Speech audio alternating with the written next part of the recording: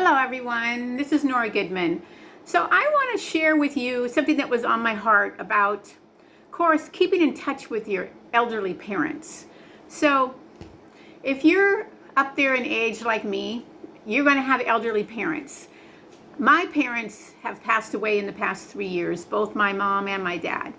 But I wanted to share with you about keeping in touch with them.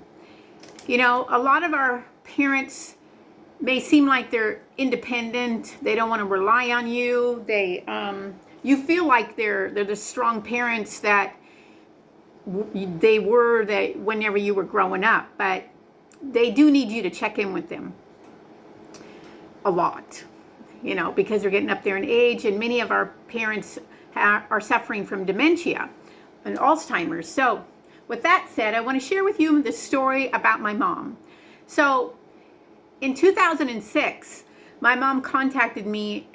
She was living alone independently. Her husband had been passed away for probably about 10 years. And she called me in the evening and said she wasn't feeling well. And so I quickly went over to her apartment, and it was obvious that she needed to go to the ER. When she went to the ER, when I took her to the ER, she was suffering from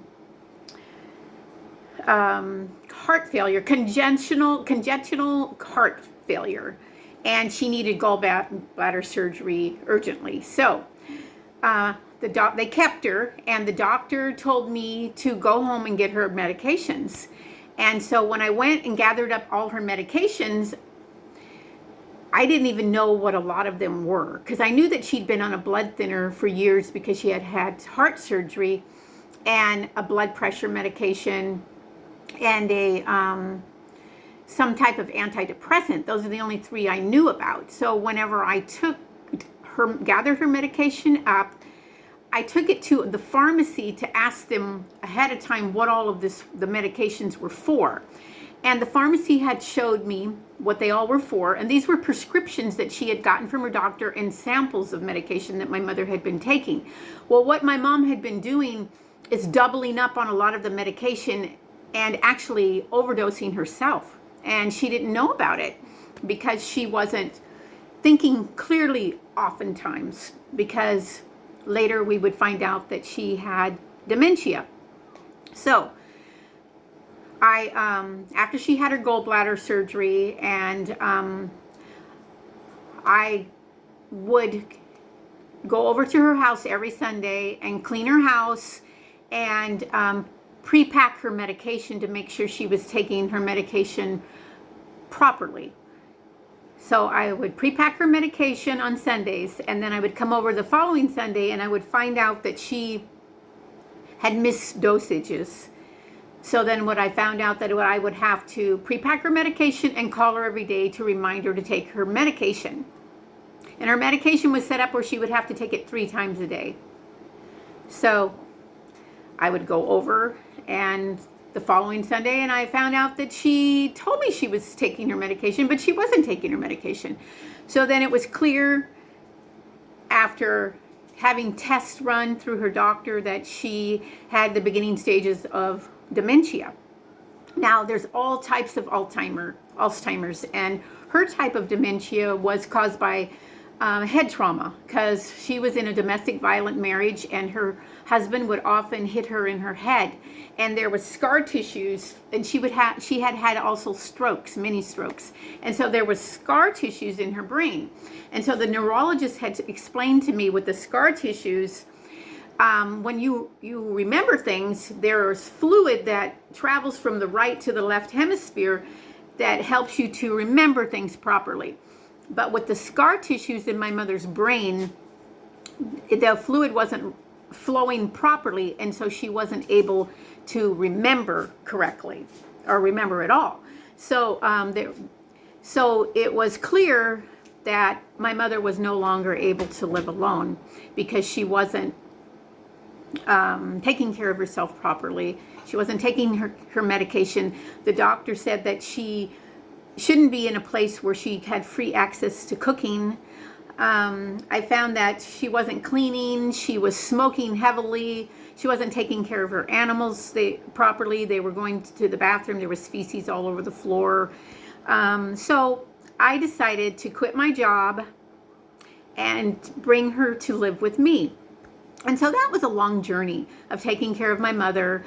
And the doctor had told me that because I had cared for her, that it actually prolonged her life. When I had brought her to live with me, he said that she only had a year to live. But actually, she went on to live 3 or 4 years later because I had taken care of her. So anyway, the whole point of me telling this story about my mom is because you need to check on your parents, your elderly parents. They might seem independently, they might tell you one thing on the phone, but it might not be correct, because we are used to seeing them as our parents. We are used to seeing them as strong, independent, and they really do need us, even though they say that they don't. I had to become my mom's memory. I had to become her caregiver. I had to be the one to tell her no. And it was hard being her daughter to tell your parent no, that they can't do things. And as time went on, my mother started missing her mother and her father and asking about them. And things would come up often like, when's my mom coming to get me? When's my mom coming home? And I would have to figure out strategies to not tell my mom, your mom's passed away. Because if I found that when I did, it would cause her to have, be very sad. And she didn't understand that her mother was passed away. So I would have to make up little stories like, oh, your mom went to the store, she'll be back soon. And then my mom would forget about it until maybe the next day. And then I would come up with strategies like writing her a little note saying, Verona, I went to the store, or I went to visit my sister, I'll be back soon. And that would seem to be satisfactory for a while. And then until she would completely forget about it. And then I would always call this story between taking care of my mom and the longest goodbye, because I dreaded the day that my mom didn't remember me. And I dreaded oftentimes going into her room to see if she was still breathing. It was very, very difficult to deal with, to be the caregiver of your parent who was always the caregiver of me.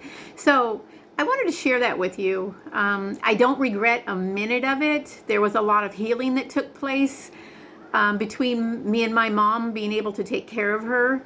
And coming from a large family of 8 children, I was the youngest daughter. So I didn't oftentimes get to spend a lot of time with my mom because she had so many kids. And so those last 3-4 years that I spent with her were very, very rewarding and beneficial to me, mine and hers relationship.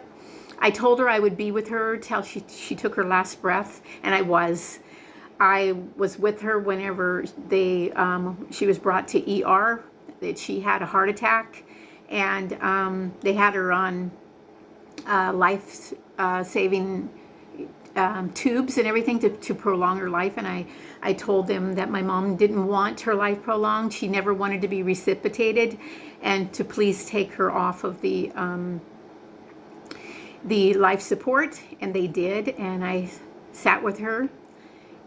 My daughter sat with me, and my granddaughter and my son. We all sat with her as she was in the hospital and took her last breath. And she did what she always did. She put her face in my hand, and she took a few breaths like that. And it was only a matter of 20 minutes that she passed. And I was so happy about that, that I was with her during that time. And I was with her throughout all those years of being her caregiver. And Mom wanted her to be cremated. And so I donated her body to science to help find a cure for Alzheimer's. It took about 8 months for them to give me her ashes, and I was so happy about that. I distributed her ashes amongst my siblings, and I have a small portion of her ashes that I have mixed with seashells from Cannon Beach, because she loved the beach. Some of them I have distributed at the beach and other various areas.